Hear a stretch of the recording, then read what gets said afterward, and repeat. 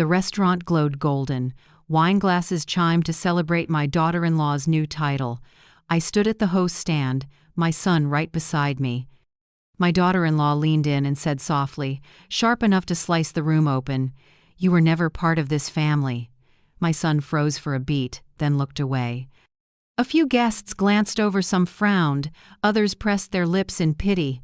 I stood stunned, my face burning, my throat locked with shame. She added, dripping with sarcasm, "Remember to heat the leftovers in the fridge. Don't waste food."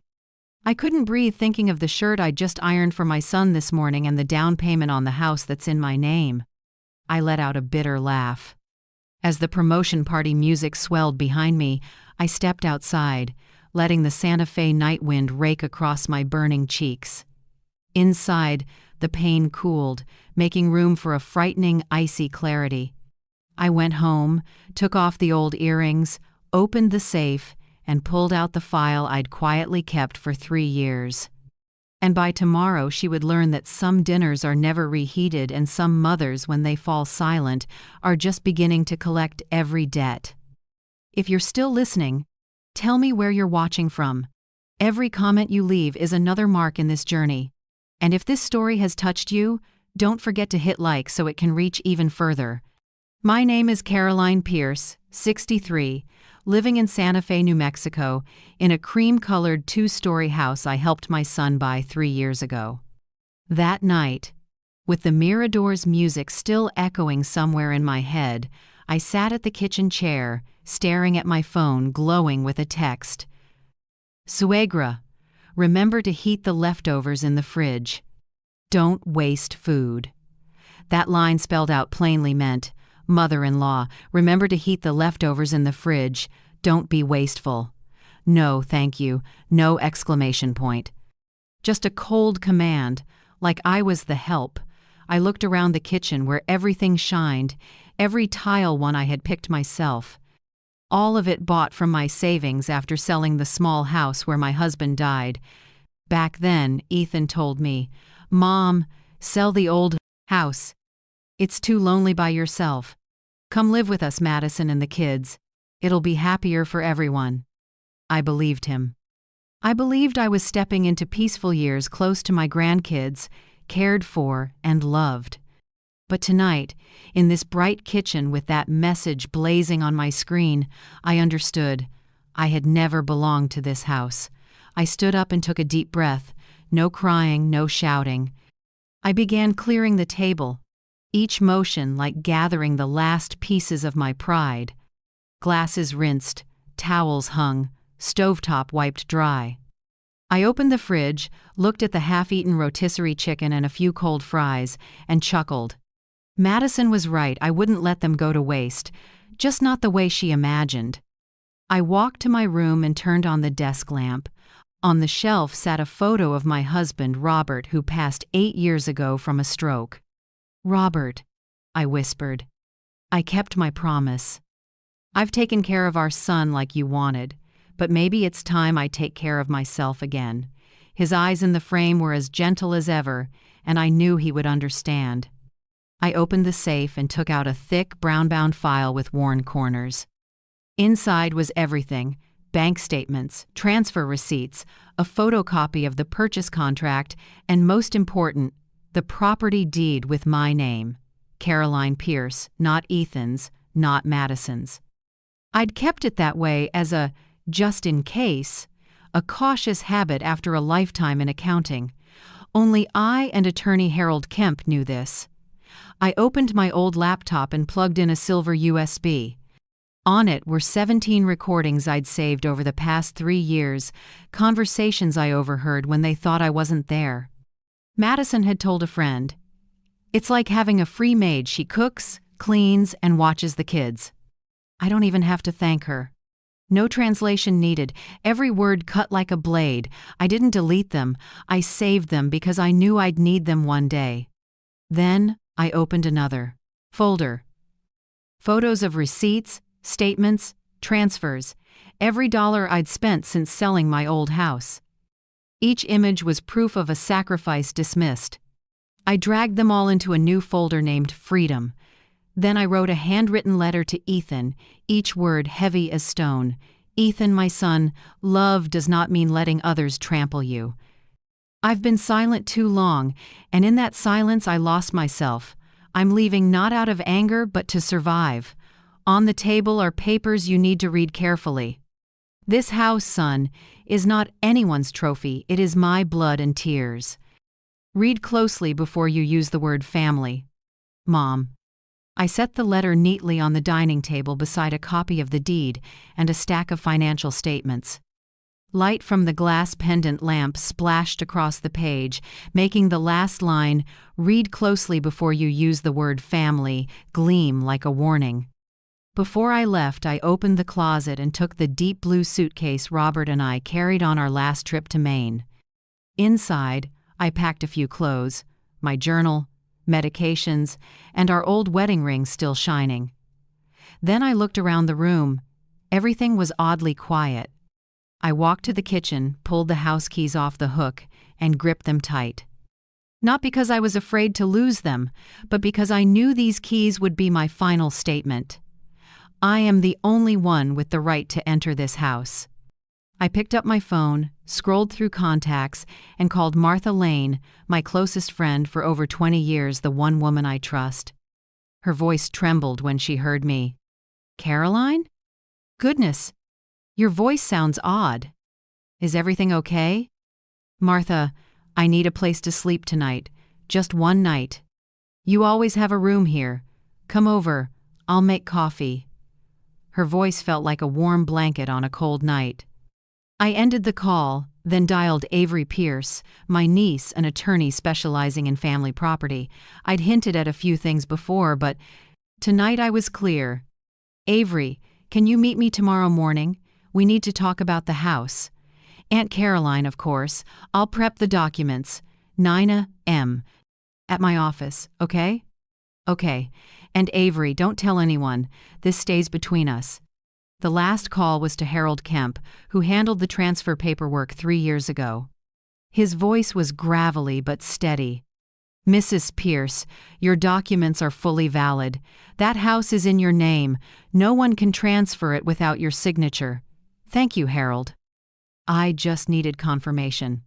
I hung up and, for the first time in years, felt genuinely at peace. Before leaving, I walked through each room, touching the sofa, the family photos on the wall, the oven still carrying the scent of leftovers. I took it all in one last time, as if closing a chapter. The clock read 11:45 p.m. I rolled my suitcase to the door, locked up carefully, then pulled the key and slipped it into my purse. The click sounded dry but weighty. Outside, Santa Fe was hushed. I looked up at the sky washed in silver moonlight and took a long breath. The night wind carried the scent of lavender from the neighbor's yard.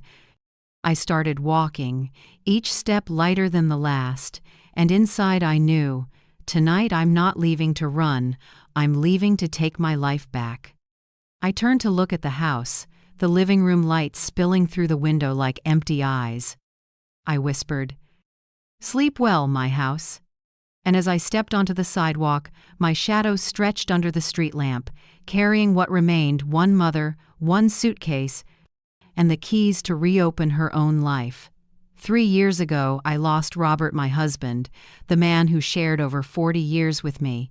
He passed after 6 months fighting pancreatic cancer. Those 6 months were the longest, most painful, and quietest of my life. Every morning I made coffee and set an extra cup by mine, even though he'd never drink it again. The house in Albuquerque, where we raised Ethan, held only the tick of the wall clock and the chill seeping through the windows.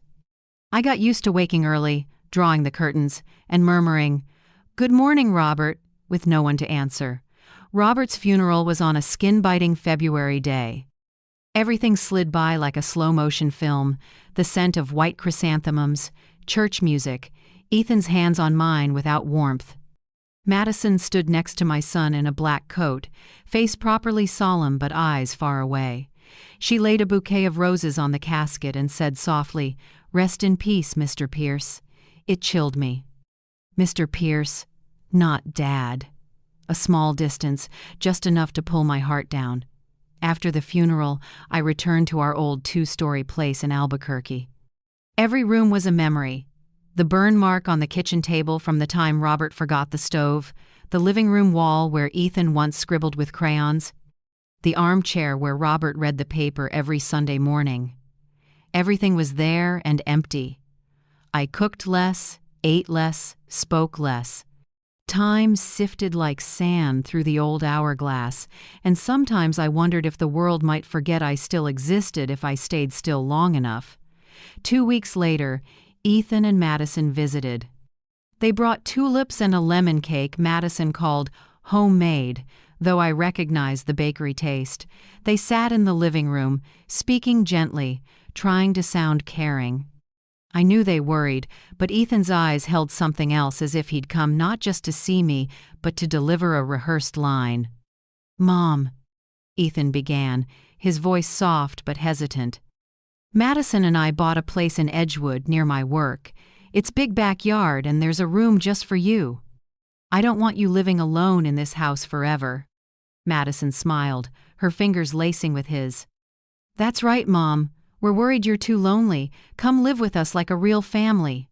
I looked at them, my son and the younger woman he adored, and my dapped heart melted. After the funeral, loneliness had gnawed at me.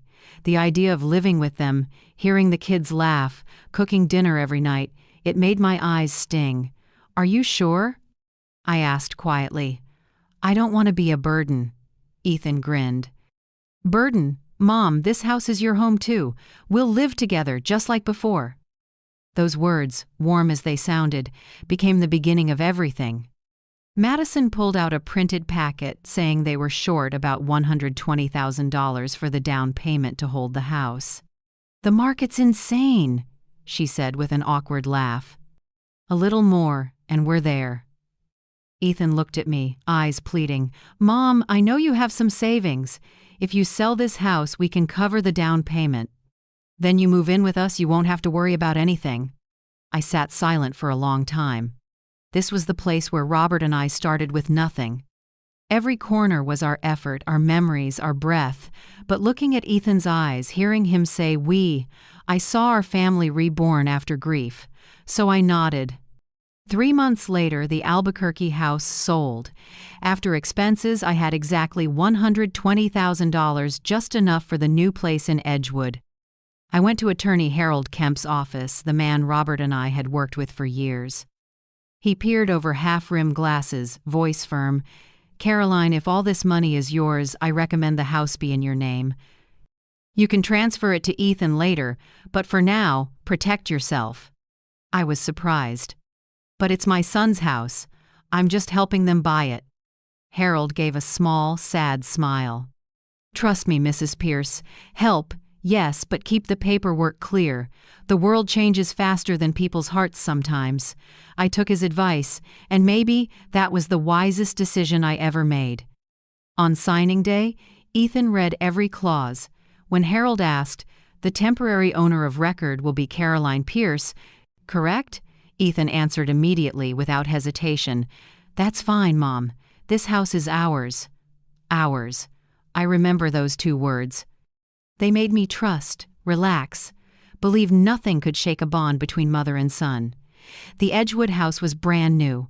White walls, red tile roof, green lawn. My room was downstairs, small but bright, with a window facing lavender. Madison said, "I picked this room for you so it's easier to get around." I was touched, not knowing the real reason was to keep me far from the primary bedroom upstairs. Move-in day, Madison cooked the first dinner. Pasta with mushroom cream sauce. She beamed, raising a glass of wine. "To a new beginning. Now we're a real family." I raised my glass, believing every word. I didn't know that wine was my farewell to an easy life. The first week, I helped unpack, decorate, arrange flowers. The second week, Madison asked me to watch the kids because she had to leave early for work. The third week, a chore list appeared on the fridge. Laundry, dishes, clean rooms, prep dinner, fold kids' clothes. I thought it was temporary help until they settled in, but temporary stretched month after month. Ethan was busy as an engineer, often home late. Madison climbed the banking ladder. And me, I became housekeeper, cook, babysitter, and sometimes a ghost.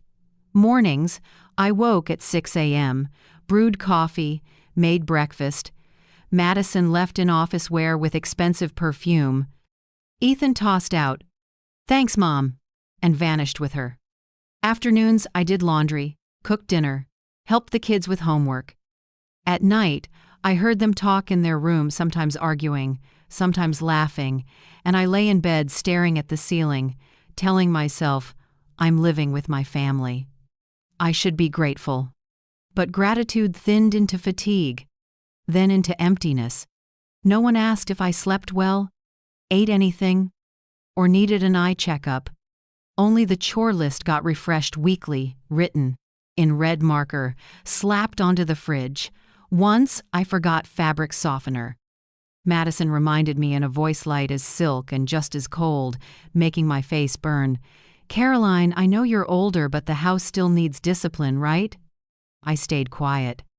I'd learned arguing only made things awkward for Ethan. I wouldn't do that to my son. Slowly, "we'll live together" turned into an unsigned contract, my payment in labor, theirs in indifference. I was no longer mom, but the person in charge of the house. I no longer had a room of my own, only the convenient downstairs space.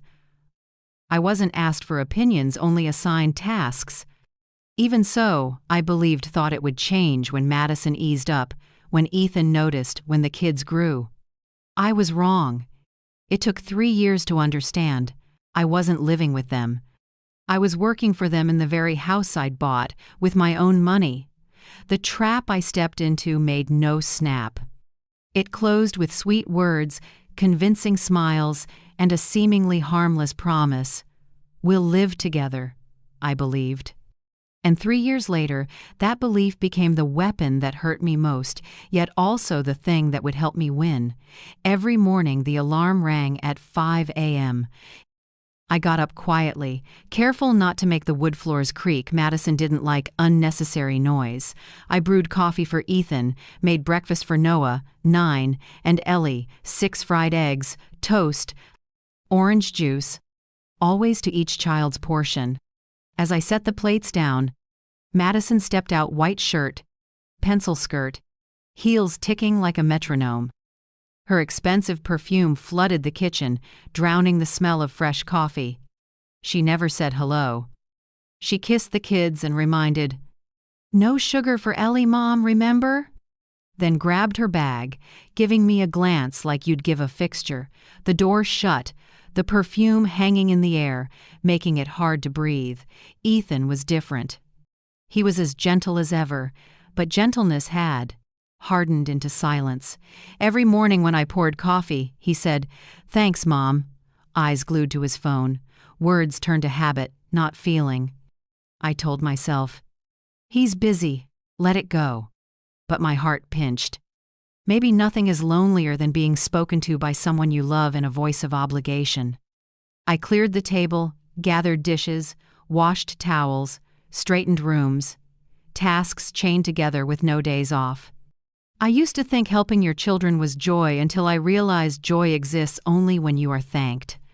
At night, after dinner, Madison would go to the sink, run a finger along the edge and say, sweet and sharp, "Caroline, the sink isn't clean. There's a watermark here." I stood still, hands wet. Ethan sat at the table, head down, pretending to read the news. No one defended me. No one said a word. Only the kids' laughter in the living room reminded me I still existed in this house. Gradually, I disappeared from every family photo. Holidays, birthdays, Christmas, picnics. Madison would say, "Mom, can you take one for us?" And so, I held the camera. I stood behind the lens, framed them, counted 1, 2, 3, and clicked. In the picture, them smiling, hands clasped, matching outfits. Me? I was the one making sure the shot was straight. When they posted it, the caption was always, "Family time," and each time I looked, I felt a little more hollow. One afternoon, I heard Madison talking on the porch. Her voice was low, but every word carried because the glass door was cracked open. Old and still living free, like having a private maid. She cooks, babysits, cleans, no paycheck. Who wouldn't want that? I was folding a tablecloth when my hands stopped. I heard all of it, every word, every breath. She chuckled softly, a piercing sound like a wine glass shattering inside me. I didn't cry. Strangely, no tears. I felt a huge silence instead, like the sea at low tide. In that silence, something moved slow and certain. A part of me woke up, the part Robert once called Caroline's backbone. That night, once everyone slept, I opened my nightstand drawer and took out a small voice recorder I'd used back in my accounting days. I put in fresh batteries and tucked it under the lace runner on the dining table. The green light blinked. Everything started then. I recorded every conversation, every belittling comment, every joke with a sting that Madison let fly. She didn't know her voice was stored in my memory minute by minute, second by second. Not just recordings, I began saving every receipt. Whenever I bought anything for the house, new washer, leather sofa set, roof repair after the storm, HVAC maintenance, I snapped a photo and filed it on my laptop. Each file was carefully named: washer 5/22, roof fix 8/23, couch set 12/23. I logged dates, stores, prices, and my signature on the bottom. In the cabinet, I kept a brown leather notebook one Robert gave me for our 30th anniversary. I wrote everything not out of rage, but with an accountant's precision. I recorded every task I did, every expense I paid. I missed nothing. "No one argues with numbers," Robert used to say. I smiled and nodded. Exactly. Numbers don't lie. One evening, Madison asked, "Caroline, can you pay the electric bill this time? My card's glitching. I'll transfer it back." I agreed and wrote down the date, time, amount. The transfer back never came. I didn't ask. I added a small note: "Not reimbursed." The days after, I did everything as usual. I cooked, laughed when the kids hugged me. I still took photos for that happy family. Only one thing changed. I was no longer the forgotten one. I was the observer. I was the one collecting proof. One afternoon, while Madison was on the phone with her mother in California, I heard her say, "Mom, I swear I can't stand her anymore. She's like a ghost in the house. Doesn't leave, doesn't talk, doesn't bother, but always there. It's like she's waiting for something." I sat in the living room corner, rolling yarn, gazing out the window. I knew I wasn't mistaken. She had started to fear me not because of what I said, but because of what I didn't. I realized that in silence, a person can become much stronger. I was no longer the weak mother pushed into a corner. I was the one who knew too much, heard too much, and was waiting for the right moment. I hid a second recorder in the laundry room, right above the shelf with the detergent. A third went into the kitchen cabinet, next to the cereal box Madison likes. I carefully changed the batteries every month, deleted the extra bits, and kept the valuable parts. Everything was stored on a password-protected USB drive, hidden in the drawer at the bottom of my suitcase. Sometimes I asked myself, if Robert were still alive, what would he say seeing me like this? He would be sad, perhaps, but he would understand.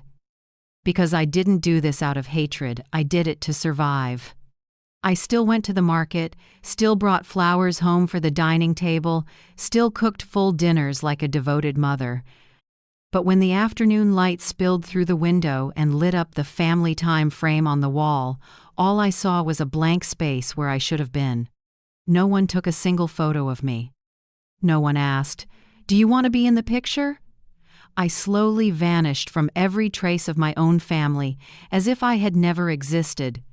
But they didn't know that while they erased me from the photos, I was rewriting the story my way, with numbers, with audio files, with little documents they dismissed.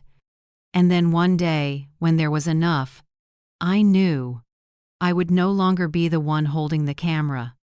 I would be the one exposing the whole picture. The mirador sparkled with lights, crystal chandeliers glittering from the ceiling, red wine glowing in glass. The room was full of laughter, smooth jazz, and the clink of spoons on porcelain. That night, they threw a party for my daughter-in-law, Madison Pierce, promoted to Regional Operations Director. A title everyone called admirable. I was invited at the last minute when Ethan blurted out, "Mom should come too, right?" Madison just smiled. "Of course, if you'd like." It sounded polite, but the tone made me feel like a mismatched accessory. I chose a navy blue dress, the one Robert used to say, "Makes you look 10 years younger." I ironed it myself that afternoon and prepared a small gift wrapped in silver paper. A Parker fountain pen engraved, "To Madison, congratulations." I wanted a peaceful evening, even though I held back many words. I didn't know it would be the night that ended all my faith in what they called family. When I walked in, Madison stood in the middle of the crowd, light hitting her hair, making her look like an actress at a movie premiere. People laughed, raised glasses, and made toasts. Ethan stood by his wife, his smile a little strained. I came closer and gently set the gift on the table. "Congratulations, Madison. I'm proud of you." She turned, her smile like a razor. "Oh, thank you, Mom. Did you find a seat?" Her voice was sweet, but her eyes didn't bother hiding the irritation. A server stepped up and asked for the reservation name. Madison handed over the list. 4 people. Madison, Ethan, Noah, Ellie. "Not me." The server hesitated. Madison tilted her head, voice low but cold. "It's fine. She's just tagging along. She was never part of this family." That sentence can destroy a mother or wake her up. For me, it did both. What do you think? How cruel can a sentence get before you're forced to walk away? Leave a few lines below sometimes. A single share is enough for someone to feel heard. Every sound in the room seemed to pause. The music still played, but I couldn't hear anything except my heart racing. Ethan froze, then pretended to study his wine glass. A woman at the next table turned to look at me with pity. It felt like being stripped bare in front of everyone. I went still, my face burning, my throat locked. I heard myself give a small, awkward laugh just to save face. Ethan said nothing, no defense, not even a glance. He just stood there like a post, hoping if he stayed quiet long enough, it would all blow over. As for Madison, after saying that, she simply turned to the staff and smiled. "Oh, could I get some fresh lemon, please?" Then she went right back to chatting with her coworkers, cheerful as if nothing had happened. I wanted to leave right then, but my feet felt glued to the floor. Ethan lowered his head and murmured, "Mom, don't mind her. She's had a little to drink." I looked at my son. That sentence hurt more than Madison's insult. As the dinner wound down, she laughed loudly, raised her glass, then turned to me, voice smooth and mocking. "Oh, Mom, remember to heat the leftovers in the fridge. Don't let them go to waste." The whole table burst out laughing, some probably out of politeness, but I heard a drawn-out "ha ha ha" from one of her coworkers. I sat still, my hand gripping the table's edge until my knuckles went white. In that roar of laughter, I felt myself vanish, as if the whole world had agreed I didn't deserve respect. I inhaled. In that moment, something inside me went dark. Another flame, small but stubborn, flared up. I didn't scream, didn't argue, didn't cry. I just stood, placed my napkin on the table, and said softly, "Thank you for the dinner." Then I turned and walked out of the restaurant. The Santa Fe night was cold and dry, carrying dust and a hint of lavender from the cafe across the street. The warm light washed over my face, and I realized I was trembling not from the cold, but from anger and clarity. I walked slowly to the parking lot, my hand gripping my purse. Inside me, humiliation had hardened into resolve. I whispered, like speaking to myself, "Enough, Caroline, enough." On the drive home, I turned on the radio but didn't hear a word. My mind replayed Madison saying, "She was never part of this family." The line rang out, steel cold, then dissolved into the night's silence. In that moment, I didn't feel pain anymore, just a sharp truth. They had treated me like a stranger for a long time. I was simply the last to admit it. The house appeared under silver moonlight. I opened the door and stepped in without turning on the lights. In the dark, everything was tidy because of my hands. On the kitchen counter, I saw the leftover boxes Madison told me not to waste. I lifted a lid. The smell of cold food hit me. I let out a rough, half-bitter laugh. "No, Madison," I muttered. "Some things, once cold, only make people sick if you reheat them." I flipped the light on. The soft glow fell across the wall of photos. Noah, Ellie, Ethan, Madison, all smiling. And me? I was the one holding the camera. I wasn't in a single frame. Suddenly, I felt light. If they could erase me from the pictures, I had the right to erase them from my life. I sat at the table, took off the old earrings Robert had given me, then opened the safe. The thick file lay still, as if waiting. I pulled out each item: the house deed, shopping receipts, bank statements, a photocopy of the contract, the USB with the recordings. Every sheet testified I wasn't freeloading in my own home.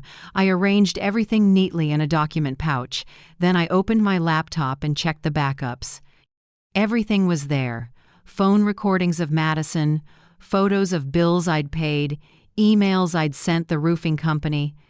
I moved them into a new folder and named it Tomorrow. Then I wrote a handwritten letter to Ethan. Black ink, steady strokes, no shaking. "Ethan, when a mother is humiliated in front of her son and he stays silent, family stops meaning anything. I'm leaving not to run away, but to keep what's left of my dignity. I've left everything you need to understand papers, receipts, and all the things you never noticed. Don't look for me until you're ready to see me as a person, not a shadow in the house." I folded the letter and placed it in the center of the table beside a copy of the deed and the key ring. Next to it, I set an envelope labeled "For Ethan Only."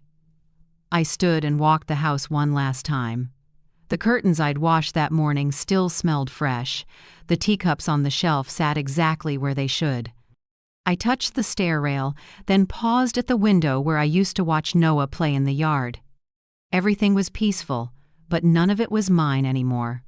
I went to my room and packed a few clothes into a suitcase, along with the brown leather journal I'd kept for 3 years. I took only what belonged to me, not much, but enough. When I closed the suitcase, the zipper's dry rasp sounded like the end of a chapter.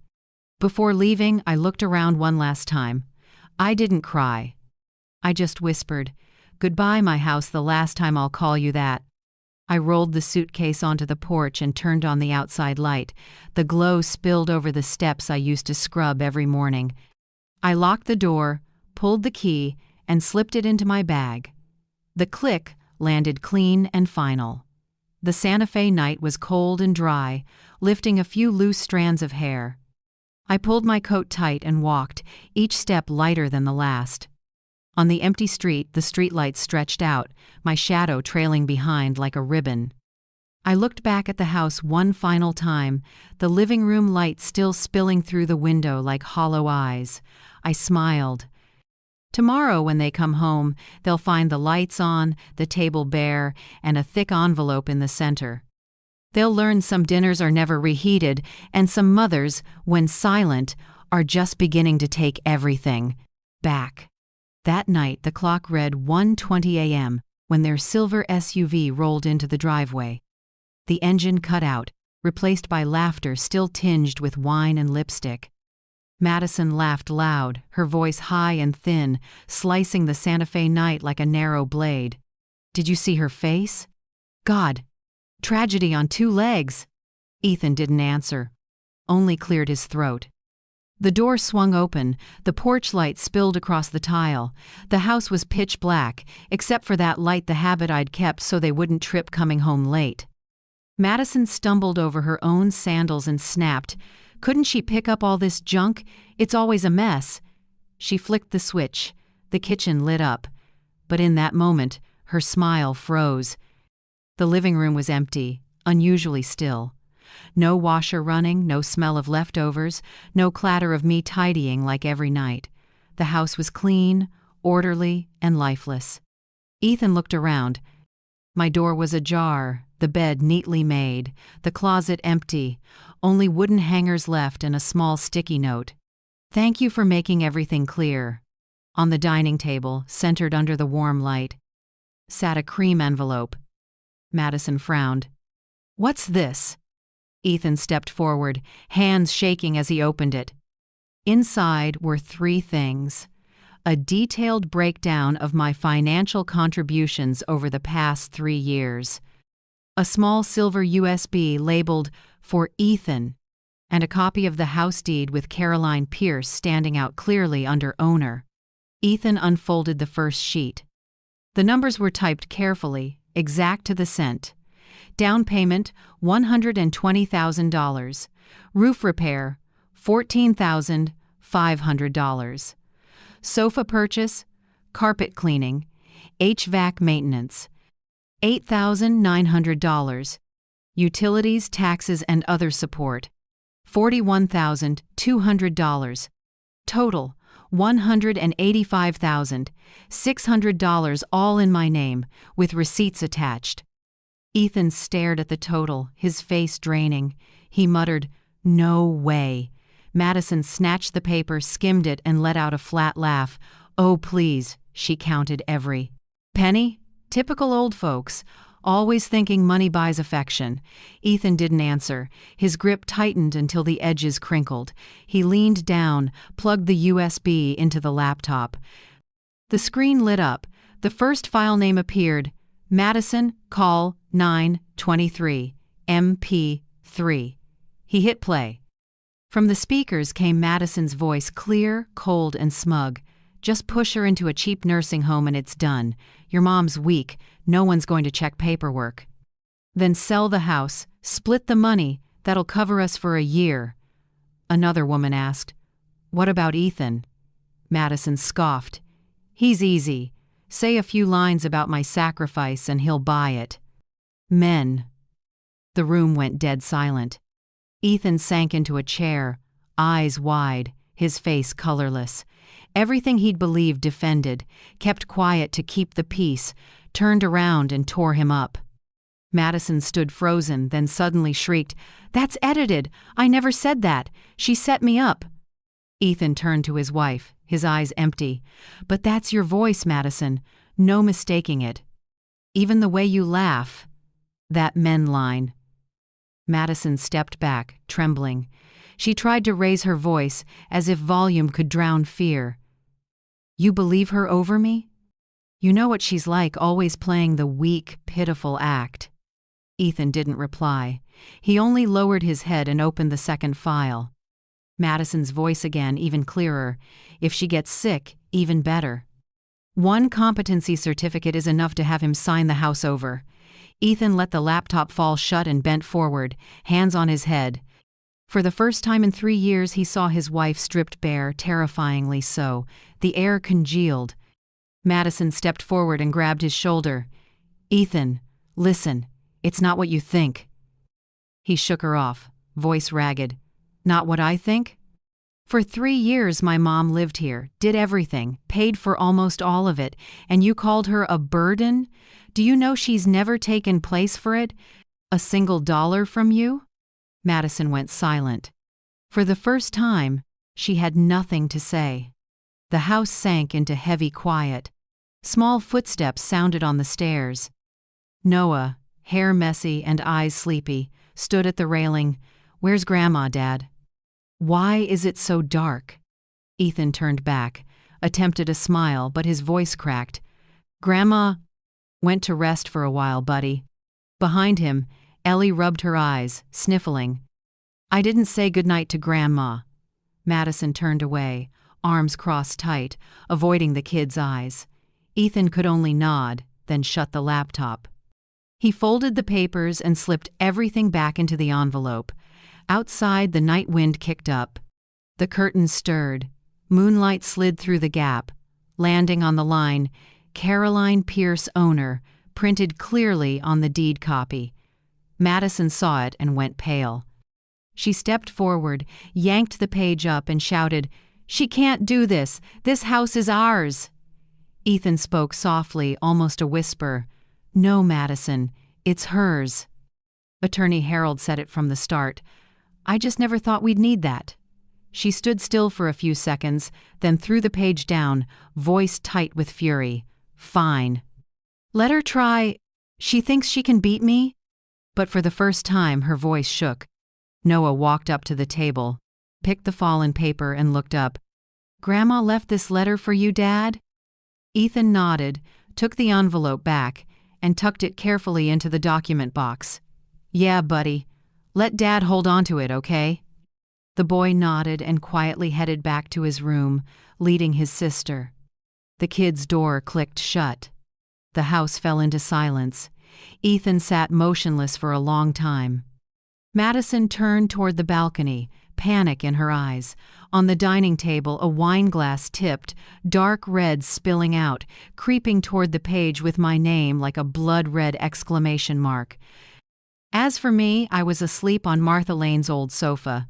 A small lamp glowed through the curtain, pooling, warm yellow on the ceiling.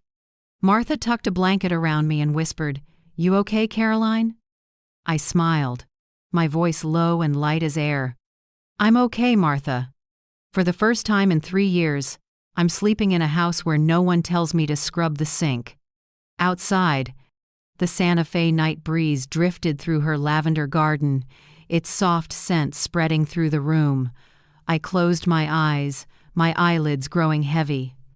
In the quiet, I heard someone, maybe me, in a distant dream whisper, "Justice doesn't have to rush.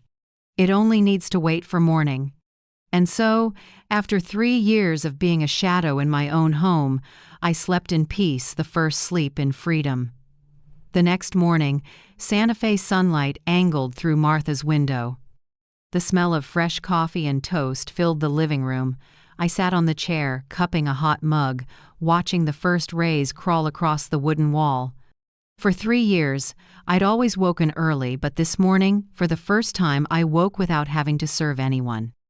From the kitchen, Martha looked over and said softly, "What are you going to do next, Caroline?" I set the mug down. Calm. "Go see Avery. It's time I do the right thing, not for revenge, but to take my name back. Avery Pierce, my niece, is a family property attorney. She's in her 30s, quick, bright-eyed, and steady like Robert when he was young. I met her at the Pierce and Mendez office on Canyon Road, the street known for galleries and craft shops. When I walked in, Avery was already waiting, hair neatly pinned, thin frames on her nose. She stood and hugged me tight. "Aunt Caroline," I heard. "I'm so sorry." I smiled. "No need to be sorry. I'm alive, and I have proof. That's enough." I set the file bag on the table, heavy, thick, and so orderly that Avery looked a little stunned. "Wow, are you planning to sue the whole world?" I gave a small laugh. "No, I just want my place back in the very house I bought." Avery opened the bag and began reviewing each item: the house deed, bank statements, receipts, photos, and the USB with recordings. She went through everything carefully, missing nothing. When she opened her laptop, she plugged in the USB and listened to a short clip, just a few seconds of Madison's voice. "Just push her into a cheap nursing home and it's done." Avery grimaced and shook her head. "Horrible. But it makes my job easier. You have everything. Paperwork, audio, spending proof, even lawful ownership. It's all clear. She took quick notes, then continued, "Now I'll contact Mr. Harold Kemp to confirm the file. He drafted the original house paperwork, right?" I nodded. "He knows everything. I want to do this legally and properly, not to demean anyone, just to make them see the truth." Avery nodded and called right there at her desk. I heard Harold's warm, steady voice on the other end. "Oh, Mrs. Pierce, I knew this day would come. The documents are still valid. No one can dispute ownership without your signature. I'll support you fully." Hearing him, I felt a warmth spread in my chest, not joy, but validation. Finally, someone believed me without me having to defend myself. Avery printed a power of attorney and asked me to sign. She said, "You won't need to appear in court. We'll send a cooperation demand before filing suit. If they're willing to negotiate, we can settle this quietly." I asked, "And if they're not?" Avery gave a small smile. "Then they'll have to explain in court why they lived in someone else's house while calling that person a freeloader." I went quiet. Deep down, I didn't want to see my son sitting in a courtroom. I had lost a husband. I didn't want to lose my only child. "Sweetheart," I said softly, "I don't want to destroy this relationship. I just want my dignity back and the ownership of the house that's mine." Avery nodded. "I understand. Will do. This as gently as possible." That afternoon, Avery and Harold drafted the letter. In it, they clearly stated, Caroline Pierce is the lawful owner of the house. Madison and Ethan Pierce have violated residential rights through property misuse, insults, and defamation.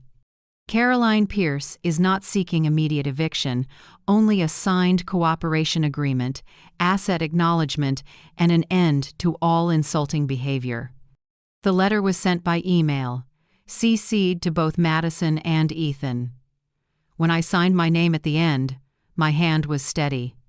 I reread every line, feeling as if I were closing a door not to imprison anyone, but to keep peace for myself.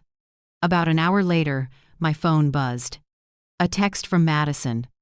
"Caroline, I'm sorry if anything last night upset you. I was drunk. Hope you don't blow this out of proportion." I read it, then deleted it. Short, cold, and not the least bit sincere. Right after, Ethan called. His voice shook. "Mom, I'm sorry. I was wrong.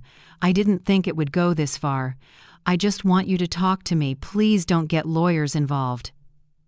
I went still, staring at the screen with my son's name on it. I didn't answer. I just silenced the phone and set it face down on the table. Outside, evening was falling. I stepped onto the porch. The Santa Fe breeze stirred the purple lavender. Martha brought out 2 cups of tea and asked, "So you really did it?" I nodded, my voice light as the wind. "I don't want to beat anyone anymore, Martha. I just want respect." That night, I opened my laptop and logged into the social account I hadn't used in a long time. I typed one short line. That was all. Self-respect doesn't kill anyone. It saved my life. I didn't add anything. No names, no details, just one sentence, simple, honest. I shut the computer and went to bed. The next morning, Martha woke me with a stunned voice. "Caroline, your post is spreading everywhere." I bolted upright and looked at my phone. Over 800 shares, hundreds of comments from women everywhere. I was kicked out by my daughter-in-law, too. I know that feeling. Thank you for speaking for so many of us. We're not weak, we just love too much.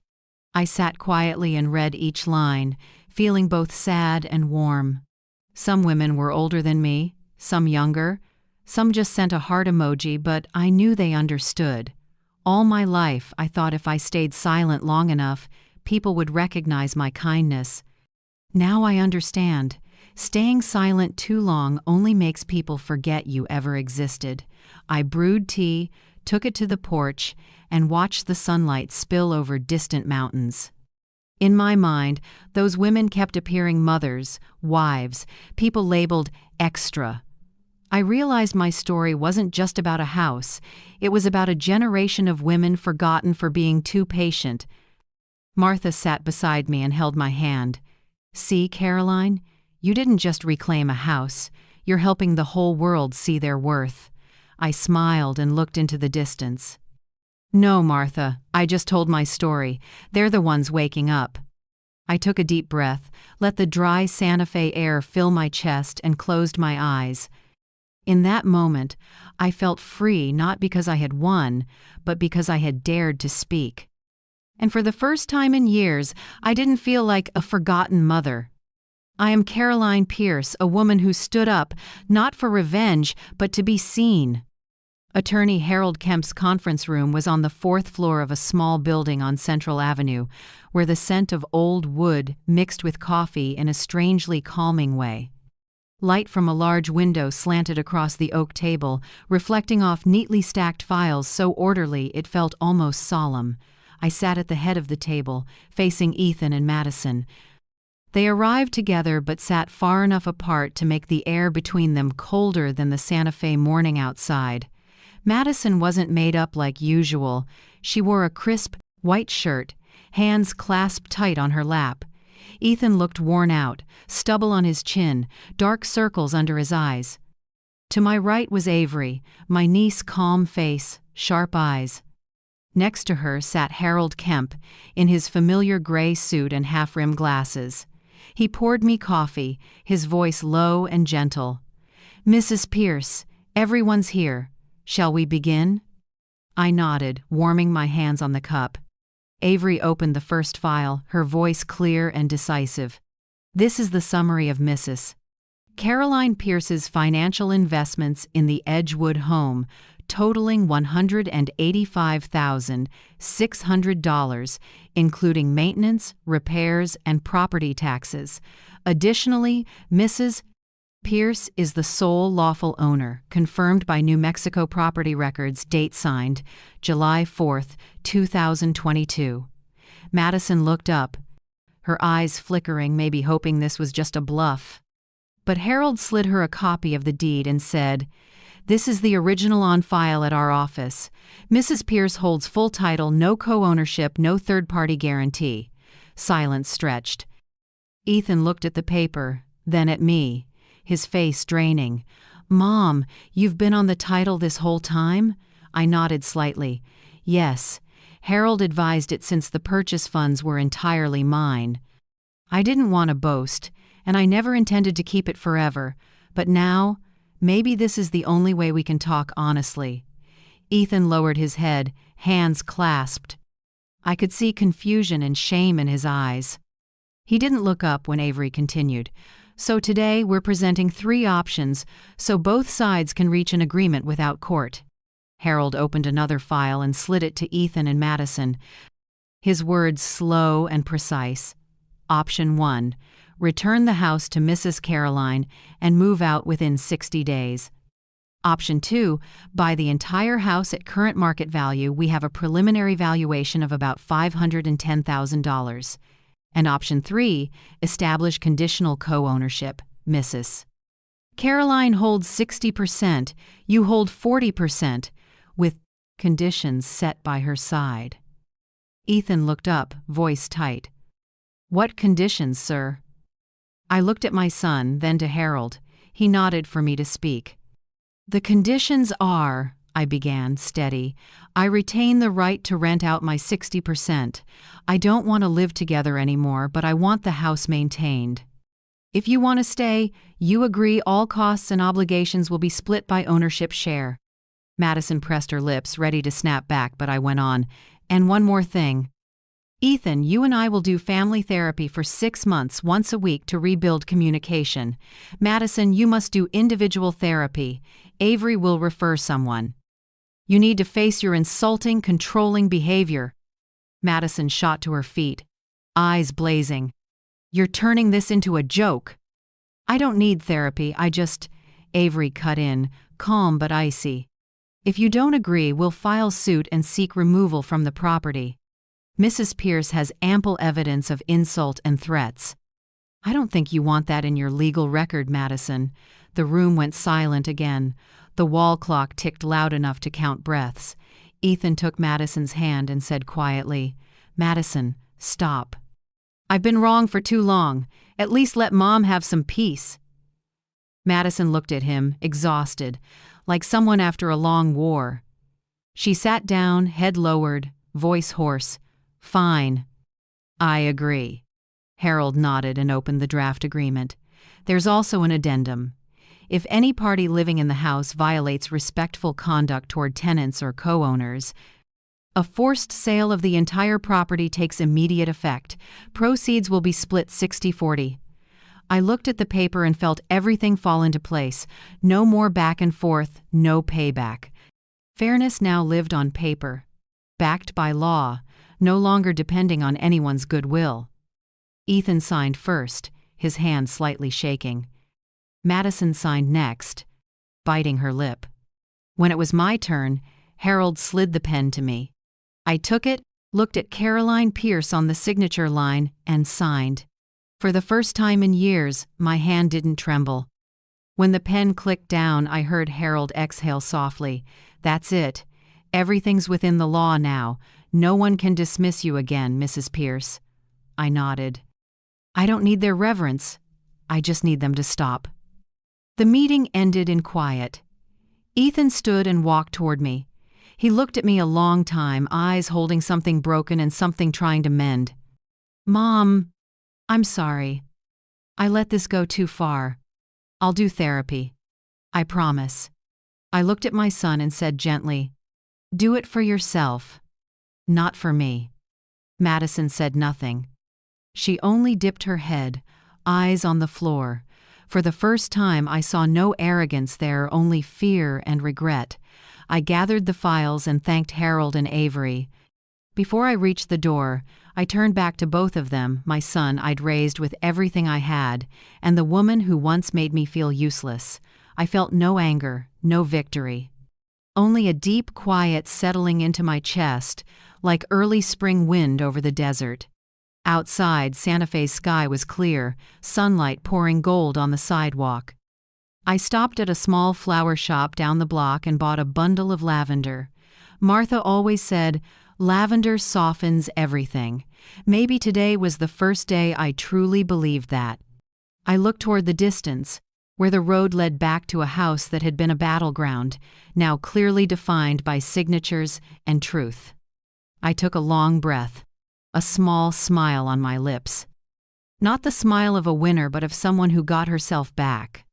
I walked on in the golden light, my heart light as if the early spring wind were whispering, "Caroline, you're back." 3 weeks after the meeting at Harold's office, the Edgewood house had a new rhythm, if not a new owner.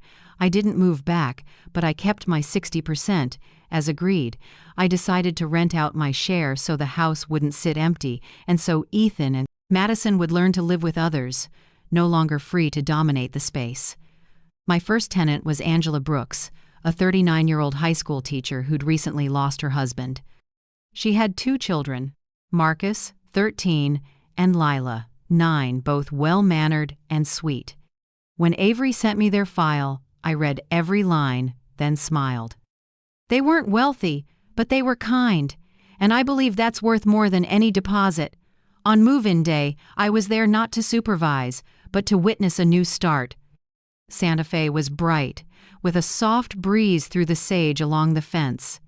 Angela arrived in an old minivan loaded with boxes of books, a few potted plants, and a cat named Pudding. Ethan opened the gate. He nodded politely, his voice rough but courteous. "Welcome, Miss Brooks. I'm Ethan. Glad to have you."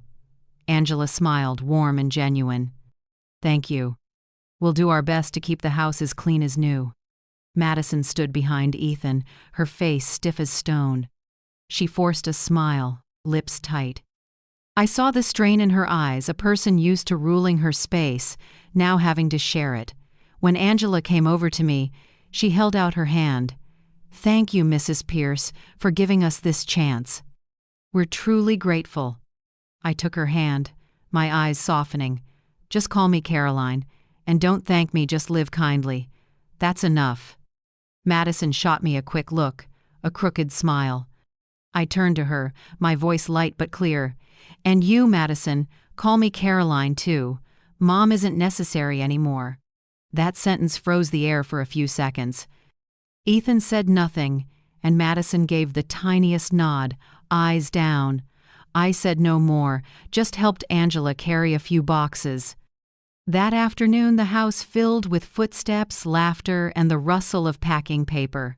Lila squealed when she saw her new room's window face the garden. "I can see the lavender from my bed, Mom." Marcus hurried off to help Ethan fix an outlet in the kitchen. I watched from the porch. A strange feeling moving through me, this house, once a place of hurt, now echoed with children's laughter. That evening, Angela invited everyone to stay for the first dinner. She made lemon-baked salmon, simple but fragrant. The scent of lemon and butter drifted through the air, mixing with fresh bread, turning the kitchen once full of nagging into something warmly human. When we sat down, the mood was unlike any meal before. No commands, no cutting looks, just small talk, Marcus sharing about his new school, and Lila giggling as Ellie told her about art class. Madison tried to be pleasant, but the strain showed. When Angela got up to fetch more water, Madison muttered just loud enough, "Wonder if they'll conserve water. This month's bill is going to double." Angela heard it, but she didn't get angry. She just smiled, pulled a printed receipt from her wallet, and set it lightly on the table. "We've already paid our share, Madison. Don't worry." Her voice was calm, soft but weighty. Silence held for a few seconds. Ethan exhaled, then stood, picked up his plate and said, "I'll do the dishes, sit down." Madison looked at him, surprised, like she was seeing someone else entirely. As for me, I sat quietly, watching the son I thought I'd lost. That small act, washing a stack of plates, was worth more than gold to me. When dinner ended, I stood, thanked everyone, and got ready to go. Angela walked me out and said softly, "You know, this house has a strange energy. I was scared at first, but now I think it's learning to breathe again." I smiled. "It's not just the house, Angela. The people inside are learning to breathe too." After that day, I didn't visit Edgewood often. I let Angela and her family own that space and me. I only needed to know things were moving the right way. But Angela still called every week, sharing small stories I never got tired of hearing. Once, she said, "Today Ellie came over too. Help Lila with art homework." They laughed the whole time. Madison came down to the kitchen, saw them, and just stood there. Then she grabbed a glass of water and turned away, but I could see her eyes were red. I went quiet for a moment, then said only, "Sometimes people just need to witness ordinary kindness to realize how wrongly they've been living." Another week, Angela told me, cheerful, "Noah and Marcus just won the school baseball championship together." Ethan cheered the whole game, and Madison, she brought treats for the team. "I think she's changing." I smiled and said softly, "Good. That kitchen is teaching them kindness again." I pictured the kitchen once a battlefield of criticism, now a quiet classroom. Angela teaching her kids to wash dishes, Ethan helping with dinner, Madison learning to apologize when water boils over. Each child's laugh, every small story from shared meals like stitching cracks back together in that house and in themselves. One afternoon, Angela sent me a photo. 4 kids around the table, beaming, with Madison cutting cake behind them and Ethan pouring water. The caption read, "This kitchen is healing."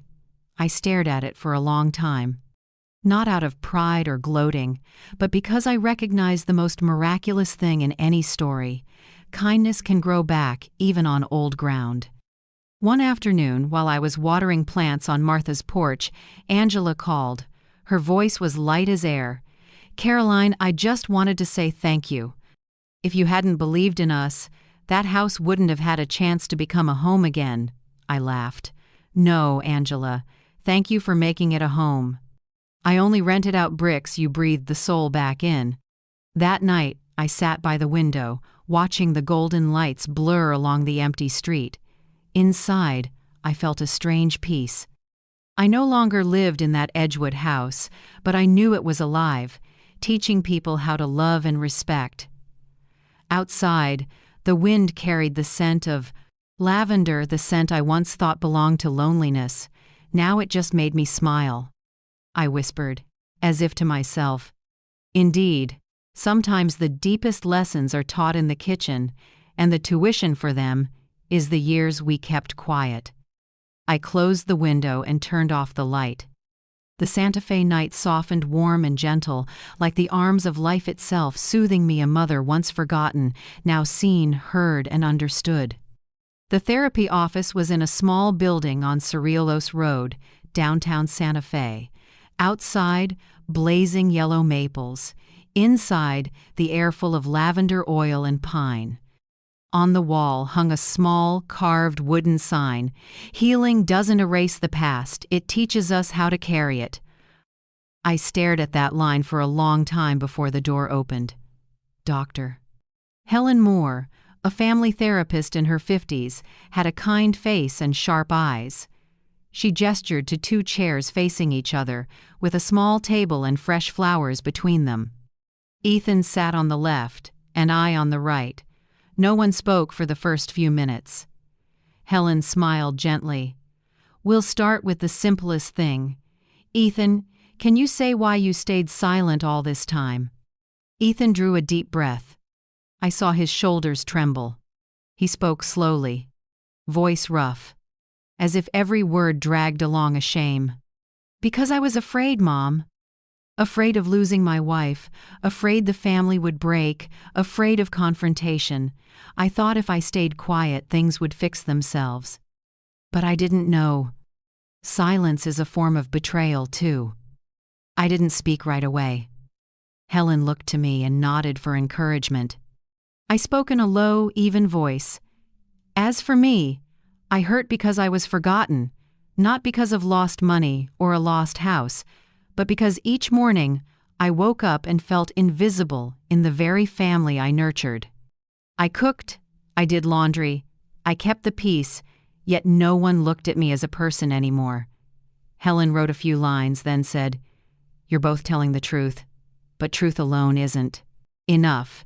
You're going to write it down, not for me, for yourselves.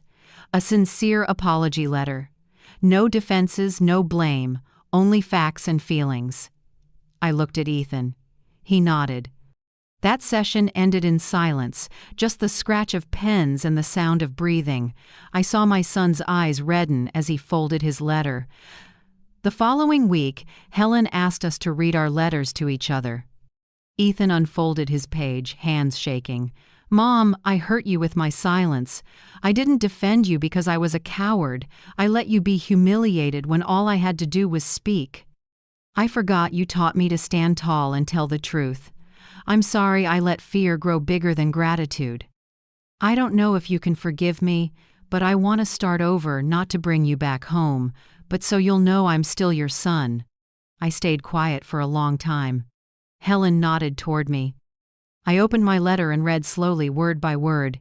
Ethan, I don't hate you. I'm just hurt. I once believed love could replace respect, and that was my biggest mistake. I let you see me endure, so you thought it was natural. I don't blame you, I just want you to understand. Love doesn't have to shout, but it must have boundaries. I forgive you, but I won't go back to the old life. Ethan said nothing.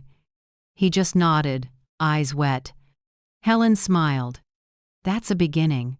At the same time, Madison began her own therapy with another specialist. I didn't see her, but Helen occasionally shared brief updates with Madison's consent. She said, Madison is learning to face her fears.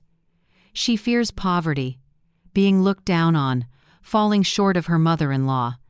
Since childhood, she's lived in a family that measured people by wealth.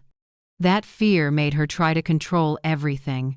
I listened, feeling both compassion and fatigue.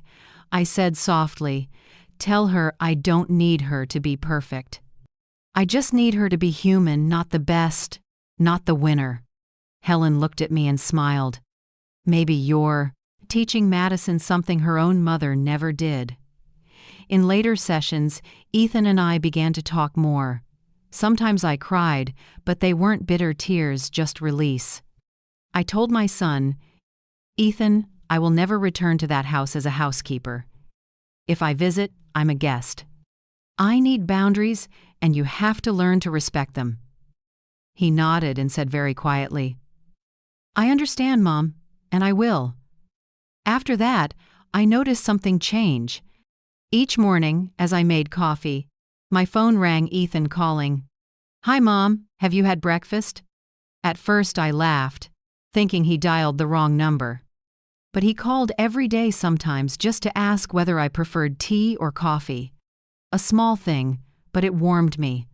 One Saturday afternoon, Noah called, "Grandma, I'm in a play at school next week." "I'm the kind wolf?" I laughed into the phone. "Then I'll come see the first kind wolf I've ever met." The next week, I went to the school, a small stage, warm lights, kids in clumsy costumes. Ethan and Madison sat in the middle row. I chose the back. When Noah spotted me, he waved like crazy. I smiled and waved back. Ethan's eyes met mine, and he gave a small nod, just enough to warm my heart. After the show, Madison came over and said softly, "Thank you for coming." I simply smiled. I didn't need forgiveness, just the truth. A week later, I got an email titled, "From Madison." I hesitated, then opened it. 3 pages, no flourish, no excuses. "Caroline, I was wrong. I thought control was protection and that whoever has more gets more say. I forgot kindness isn't in a marriage contract, it's in how we treat each other. I don't expect you to forget, only that someday you can look at me without feeling pain. I'll continue therapy not to win anyone over, but to learn to live decently." I finished reading and sat quietly for a long time. I didn't reply.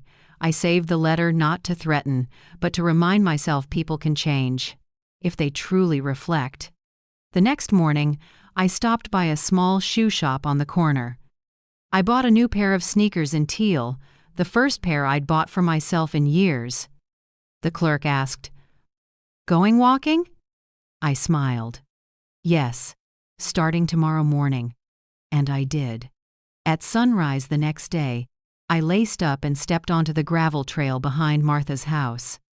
Each footfall beat steady on the path, like my own heartbeat, sure, free, and calm. I don't know what the future holds, but I know one thing for certain. I'm not walking back to where I was. I'm walking toward myself. 6 months had passed since I signed the co-ownership agreement. Spring in Santa Fe had softened. The lavender by Martha's porch bloomed purple again. I lived quietly, journaling, watering plants, walking each morning on the gravel path behind the house, the teal sneakers holding up, like my own steady peace. That morning, while making coffee, I got a text from Madison. "Caroline, if you have time, I'd like to meet and talk. Not about the past, but about a new start." I read it twice, then agreed. Not out of curiosity, but because I was calm enough now to see her differently. We met at a small cafe on Galisteo Street, with clay-colored walls and old wooden tables. When I walked in, Madison was already there, tidy, simple, no makeup, no designer labels. In front of her was a file neatly tied with ribbon. She stood and gave a small bow. "Thank you for coming." I nodded, sat, and waited for her to begin. Madison opened the file and set it on the table. Her voice was lower, softer, nothing like before. "I want to buy back 60% of the house. Here's a 5-year installment plan with reasonable interest and collateral in the form of shares I own in my company. I had my accountant and attorney prepare it. Every term is lawful." I stayed quiet, looking at the papers. Sunlight poured through the window, illuminating the table and highlighting the signature. "Madison Pierce at the bottom," I asked gently, without edge, only sincere curiosity. "Why now?" Madison looked up without flinching. "Because now is right. These 6 months, I've learned a lot. I've lived alongside a woman like Angela, someone not wealthy but full of self-respect. I've watched my kids be happy. I've watched Ethan change. I want that house to mean what it should, a home, but I don't want it back as a favor. I want it back as a responsibility. Her answer left me silent. Not because I was moved to tears, but because I recognized a different voice in her. No arrogance, no fear, just truth. I opened the file and turned page by page. The numbers, terms, and rates were clear. Madison had done everything properly, like someone who'd grown. I read carefully to the commitment clause. Quarterly payments, no more than 15 days late. Any violation forfeits the right to buy. Cautious, solid. I thought, this is a different Madison. I didn't sign right there. Instead, I called Avery and met her that afternoon to review the contract. Avery arrived with her usual professional calm, read each line slowly, then looked up. "Aunt Caroline, this is a valid contract. Madison hired a good lawyer.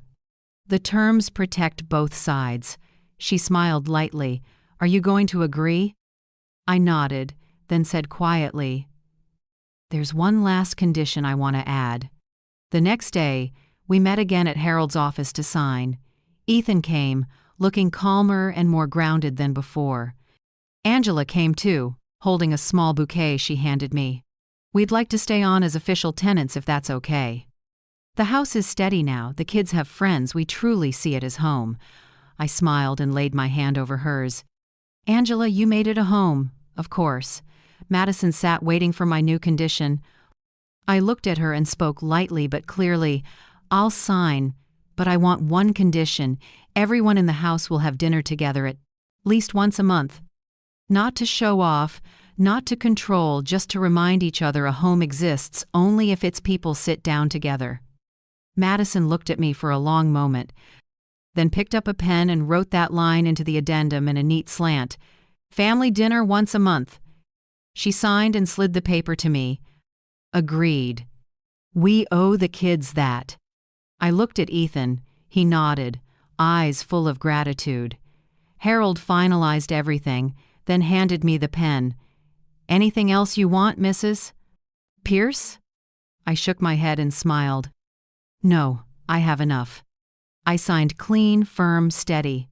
Not because I'd won, but because I'd found light after the storm. That afternoon, as we left the office, Madison stepped closer and said softly, "Caroline, thank you for giving me this chance." I answered slowly, "I didn't give it, Madison. You made it. I just didn't stand in its way." Angela, beside us, smiled kindly. "Looks like you two just closed a chapter where nobody had to die." I laughed. Exactly. Only self-respect got to live again. That evening I went home and made myself chamomile tea. Martha looked up from her knitting and asked, "All done, Caroline?" I nodded, leaned back, and exhaled. All done. For the first time in years, I feel I don't owe anyone anything, and no one owes me. That night, I slept deeply. No dreams, no jolts. No faces from the promotion party, no knife-edged voice from Madison, no kitchen flooded with tears, only the soft wind on the porch and a trace of lavender. At sunrise, I woke as usual, brewed coffee, and opened the window. The first light poured in, warm as a blessing. I looked toward the hills, where the Edgewood house glimmered through the mist. It was no longer a prison, but proof that every storm can end in quiet if we stand firm. I whispered, as if to myself, "Caroline Pierce, you've completed the circle of justice in your life." And I smiled a quiet, steady smile, round as a late spring moon. 1 month after signing the buyback contract, I got a text from Ethan. "Mom, this Saturday night we're having our first monthly family dinner, like in the agreement. Could you come a little early? Madison wants to cook herself." I read it and smiled. Time moves fast. What once looked like ashes now was about to become a shared meal. No shouting, no fear, just dinner. A gentle apology from life. That afternoon, Santa Fe glowed with golden light.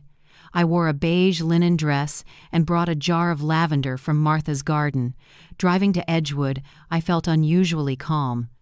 From a distance I saw the old house now painted a warm cream, petunias hanging on the porch, and the fence freshly coated.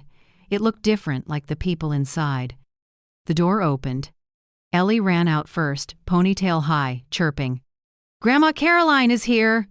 Grandma, you have to sit in the special seat!" I laughed and hugged her. In that moment, the smell of dough and cheese filled the air, pulling me back to years ago when this kitchen felt like mine.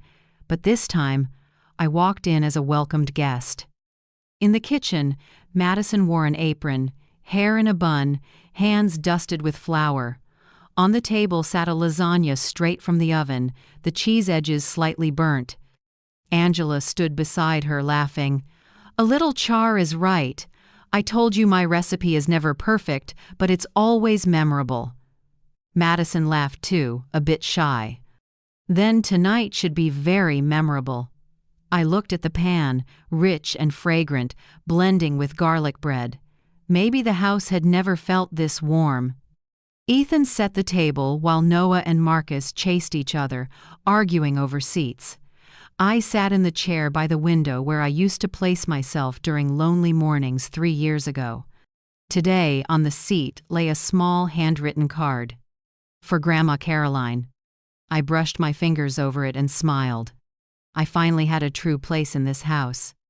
When everyone sat, Angela poured water, cheerful. "Let me start, since I'm responsible for the burnt cheese." Laughter around the table. Madison laughed too, then looked at me. "Caroline?" I followed Angela's recipe. "I can't promise it's great, but it's honest." I nodded. "As long as you cook with your hands and eat together, it's good." Ethan cut the first slice and shared it evenly. When he handed me a plate, he asked quietly, "Mom, I'm thinking about fixing the porch roof. What do you think?" "You did that with Dad once, so I want your input." I froze for a second, not at the question, but at how he asked. His voice held real respect. I wasn't ignored. I had a voice in my own house. I smiled. "Go with composite, not wood. Santa Fe winds crack wood fast." Ethan nodded and scribbled a note. We ate and talked. Lila and Ellie shared school stories. Noah bragged that his team was in the semifinals. Then he pulled a baseball from his backpack and handed it to me. "Grandma, this is our signed ball, me and my teammates. I want you to have it. You're our good luck charm." I took it, holding back tears. "Thank you, Noah. I'll keep it by the window where the light is brightest." Then Ellie brought out a watercolor, an older woman at a doorway with warm light behind her. Underneath, in crooked letters, "Grandma Caroline, the Keeper of Light." The room went quiet. I set my hand on the paper, voice trembling a little. "Thank you, Ellie.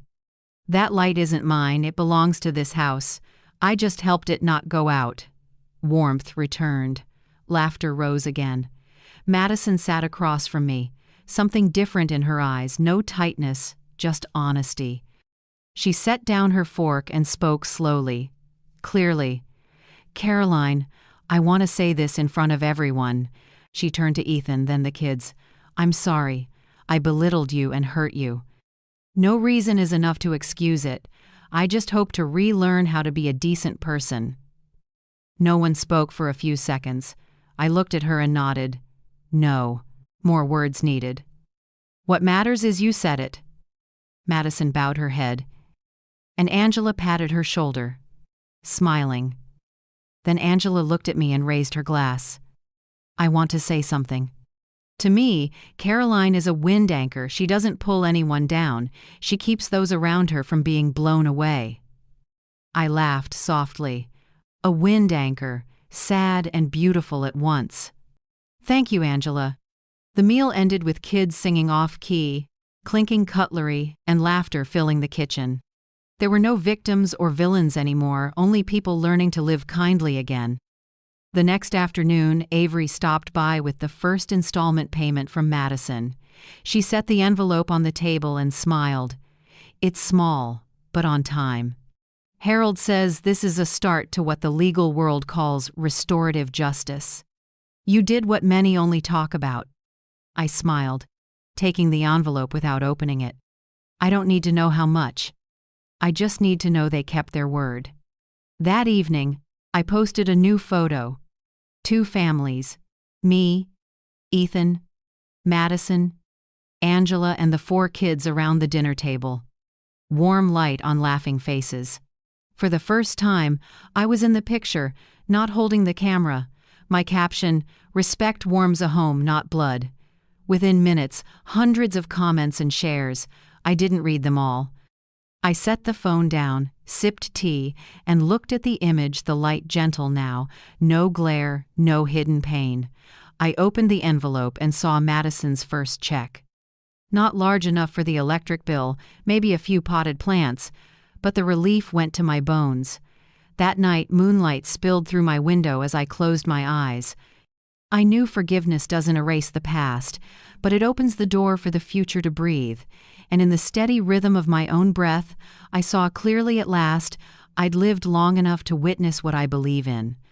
Justice isn't always a verdict. Sometimes it's just a chair saved for you at the table, almost 2. Years have passed since the night I left the house in Edgewood.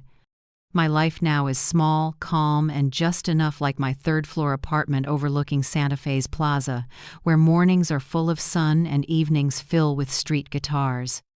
I get up early, open the window for the breeze, make a cup of coffee, and watch the light climb the Sangre de Cristo range.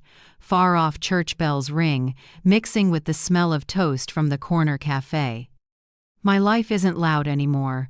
No sounds of anger, just the slow, gentle beat of peace. I teach a community knitting class at the city's cultural center. Older women gather every Tuesday morning, knitting and telling stories. Some are divorced, some widowed, some still learning how to forgive their children. I listen, then share my own story, not to complain, but to show that leaving at the right time is also a way to love. Madison's installment payments still arrive in my account on schedule. I add a little savings and live just right, no lack, no excess. I buy flowers every weekend and pay for the art class I always wanted to take. Freedom at this age isn't flying far, it's standing steady and quiet. Ethan still visits every Sunday. We drink coffee on the balcony and talk about baseball and how Noah is about to start middle school. Madison sometimes texts photos of new dishes. She's trying lasagna, pumpkin soup, honey-roasted chicken, no more orders, just simple sharing from someone who wants to keep a connection. Once she texted, "I remade an old dish but with less salt." Ethan says it tastes gentler, like how I'm learning to talk. I laughed and replied, "Less salt, more heart." Noah and Ellie are growing fast. They send birthday cards and video call every weekend. Sometimes they just say, "Grandma, I love you." That's all, and the whole world warms inside me. The buyback contract is still on schedule, quarter by quarter, as promised. I still keep the right to stop it if anyone forgets. Respect not to threaten, but to remind them that kindness needs boundaries. I've never had to use that right. They understand now. They know respect is the real foundation of a home. On the wall of my small apartment hangs a light wood frame, both families around a dinner table. I'm in the middle, holding a cup of tea, smiling softly. No suspicious eyes, no distance. Just a mother, a friend, a person who stepped out of the dark and found herself seen. It's the first photo I've hung without feeling my heart sink. One evening, while journaling, I wrote to myself, "Thank you, Caroline, for leaving at the right time so you could come back to yourself, for choosing self-respect over silence, for believing love requires limits." I closed the notebook and opened the window. The Santa Fe air rushed in, cool and clean, with lavender and a little desert dust. I closed my eyes and breathed deep. Freedom smells like this: wind, courage, and gratitude. I didn't destroy a family.